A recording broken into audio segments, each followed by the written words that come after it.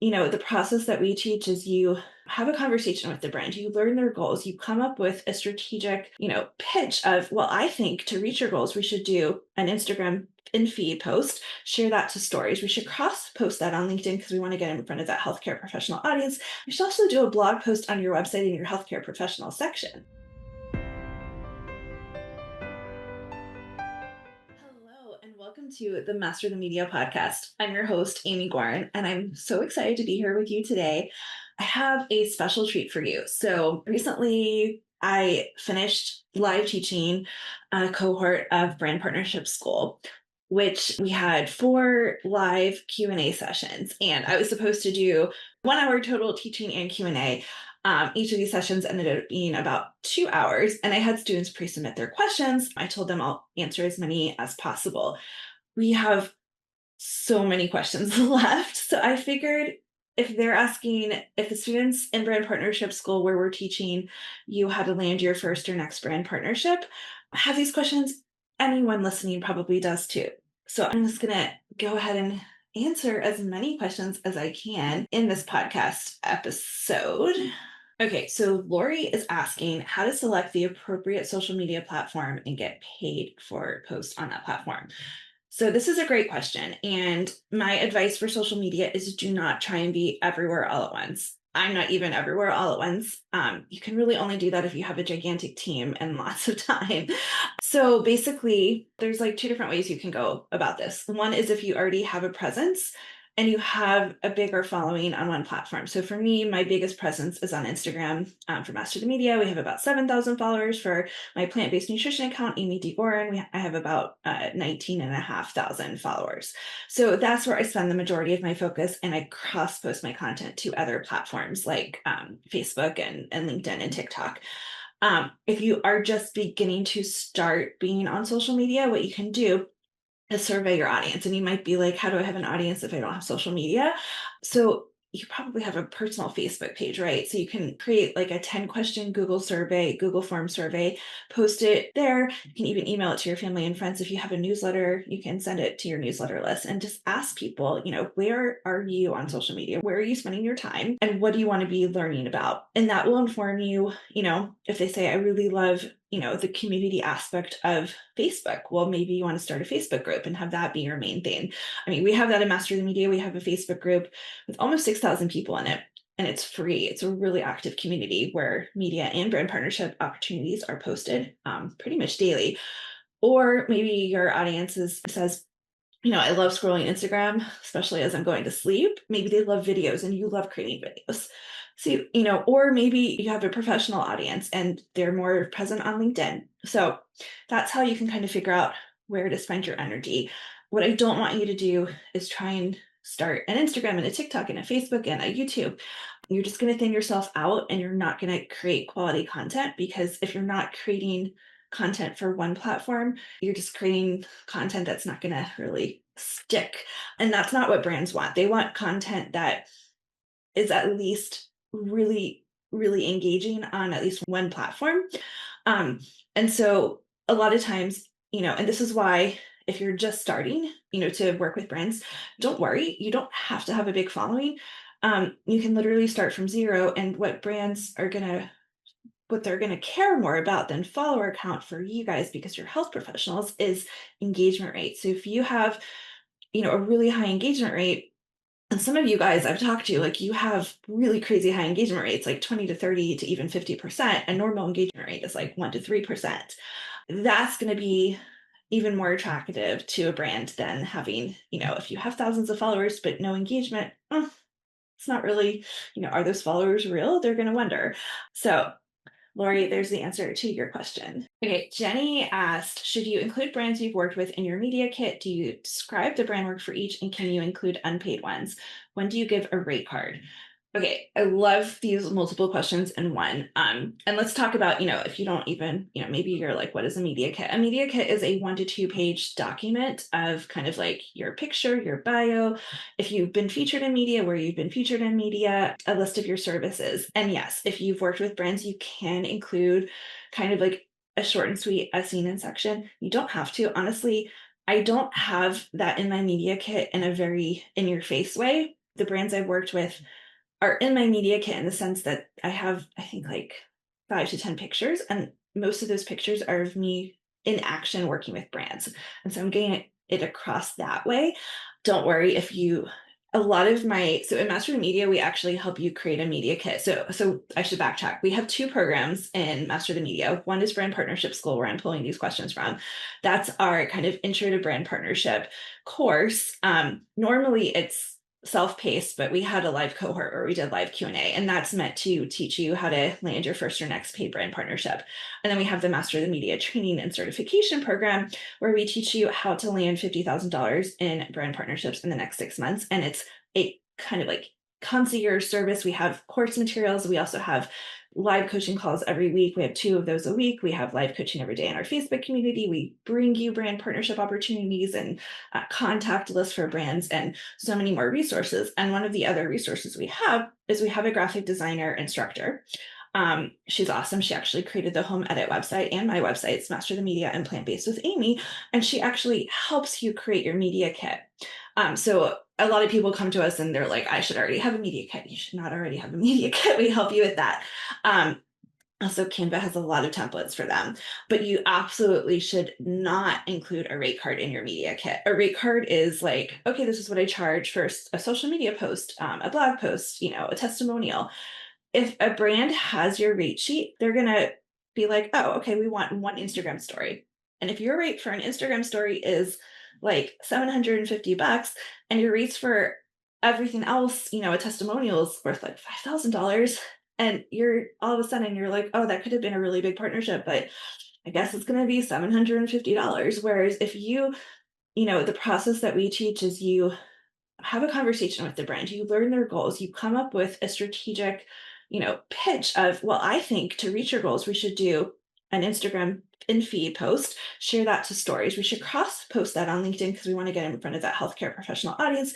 We should also do a blog post on your website in your healthcare professional section. And all of a sudden you have a partnership that's worth, at least that's worth like way more than $5,000. So that's what you want to do. Don't share a rate card, please. Okay, the next question I'm going to answer, this is from Asnat. She lives abroad, and her question is, how do I position myself globally as a leading voice in lifestyle medicine and metabolic health? I love this. There's so many things to think about when you live in, I'd say, I don't even say the number that of Master of the Media students who live in America are, I'd say it's probably like 90%. We have a pretty large presence of healthcare professionals that we work with in Canada. And then we have a good amount, all things considered, of healthcare professionals in other countries. Like we have the United Kingdom, Tunisia, Norway, Australia. So anyway, my advice to you, wherever you are in the world, if you're not in the United States, is there's a couple different strategies. One is, of course, you can look for local brands that are in your country that need assistance of a healthcare professional like you to get them in front of bigger audiences. And that can either be consumers or healthcare professionals to recommend their products to consumers, or both. And so, for instance, one of our students, she's in Australia, she has a baby, and she uses this locally made baby food product in Australia. And so she was, she started conversations with them about working together. If you are looking at a product that is manufactured, or the brand's home is in the United States, but you're noticing that they're starting to have a presence in your country, that could be something where you reach out to them and say, hey, can I help you get the word out to, people locally? Because I see that you're trying to do that. Or vice versa. I've seen, I keep on talking about Australia, but I literally at FENSI last year, which is Academy of Nutrition and Dietetics Food and Nutrition Conference and Expo, there was an Australian company, and they brought their Australian dietitian to exhibit at FENSI and talk to United States dietitians. So kind of pinpointing those companies, maybe if they've done something like that before, you can help them continue to grow that. So those are, lots of ways. And then also look into opportunities where you can, like those where you can help a brand bring their expertise to other countries. One really good way also to make connections is attending conferences where there is an international presence. So Master the Media, we actually exhibited and sponsored last year's and this year's American College of Lifestyle Medicine conference. And there were people from all over the world. Literally, people flew in from like the Middle East, far, far away places. And that was a great way to meet other international healthcare professionals who have the same goals as you, to educate people all over the world and to work with brands potentially all over the world. Oh, I love this next question. It's from Amy, and it's, what are some unacceptable or outlandish requests that you've refused in partnership proposals? Okay, so a lot of times the outlandish requests come through in the contract stage of a partnership. So what happens usually is you'll actually, brand partnership school and Master the Media, we have a 3-step process. You're connecting with the brand. So you're introducing yourself. Hi, I'm Amy Gorn. I'm a plant-based registered dietitian based in the New York City area.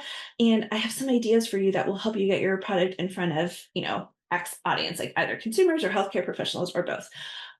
Then you want to actually figure out what the services that you want to offer the brand are worth. So you're pricing them out, knowing what their value is going into a conversation with brand. That's really important because that's where a lot of lowballing can happen. If you're like, yeah, $1,000 sounds great. And then you're like, wait, I agreed to a blog post and 5 social media posts and this and this and this for $1,000. Like, that's not great. And then you're getting to the point of pitching the brand. And that's where you actually get on a call with them, talk through their goals. Are you looking to get in front of healthcare professionals? Are you looking to get in front of consumers? Do you have any projects that you're needing experts for? What are your goals? Do you have a budget in mind? Do you have a time frame in mind? And that's when you actually get to the point of saying, okay, I think what would work best is if we actually do a webinar that is for healthcare professionals. I have a newsletter list of healthcare professionals that I can use to market that webinar and get people to join. I can also post on my social media profiles, et cetera, et cetera. So what happens, the brand says, awesome, let's do that, then you got the contract in hand, and the contract has things that you did not agree to.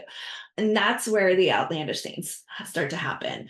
Things that I've seen and pushed back on, that my students have also seen, is a brand kind of throwing in perpetual use of something. Often it's perpetual use of your name and likeness. Like if it's a testimonial, that always has a finite time period that the brand can use your testimonial for, because you don't want to be associated with a brand for the rest of your life, because you probably want to work with competitors at least some point down the road. And even if you don't, you still want to be compensated more than, the few months that the brand is supposed to be using your testimonial for. You don't want to give them, unless you're getting paid handsomely, like forever rights to something. A good example is recipe, like especially with your name on it. But most of the time, you're kind of lending the recipe to the brand with your name on it for a certain time period. That includes any pictures that you took of the recipe too. I've had brands years later want to, publish a handout with a picture in the recipe and hand it out at trade shows and have my picture on it. And that's really cool. But if you're not paying me additionally for that because it's years later, like it's a no-go. So those are some things. Exclusivity is something that's often thrown into a contract, like, okay, we're a cereal company, so you can't work with any other cereals for the next 3 years. First of all, 3 years is nuts. If you have exclusivity in a contract, it should be built into the time period that you agree to. So if it's like a 3-month contract, okay, we have exclusivity where I can't work with any competitor brands for 3 months. But it should also be compensated. Exclusivity can be worth anywhere up to like $1,000 to $1,500 a month, because the $1,500 would be if it's multiple categories. If they're like, okay, we're a rice cereal, so you can't work with any rice companies or any cereal companies. So that's 2 categories. That should be the higher end. Versus if it's a more narrow category, if it's like, okay, we're a yogurt company, so you can't work with any other yogurts. I have, however, worked with a cottage cheese company who said you can't work with any of the other yogurts or dairy products. And that's a bigger category. So that would be $1,500 versus just yogurt would be $1,000. So we're talking about getting paid a lot of money not to be doing work with other brands, which is pretty cool. Okay, Christy asked what email address to use. Do you have to have a specific one set up? This is a great question. So in Master the Media, one of the first things we have you do is set up a professional email. What that means is like an email at a professional domain. So amy@masterthemedia.co, amy@plantbasedwithamy.com. And what that signals is, hi, I'm professional. First of all, I have a website. And you could just literally buy a domain and not really use it until later, but have the email set up. You can set up the email through Gmail.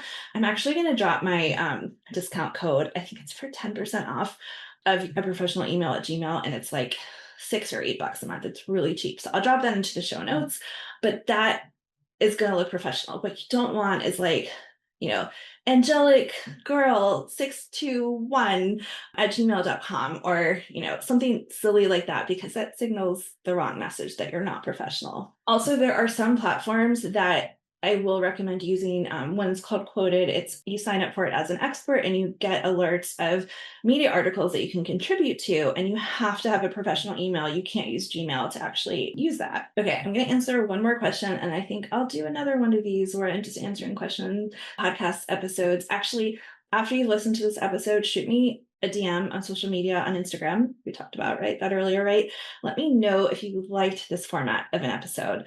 And if you do, I'll do more. And I'll even maybe open it up for you guys to submit questions down the road. So Tara's asking, what kind of content signals to brands I'm ready for bigger deals? I love this question because it's a great question.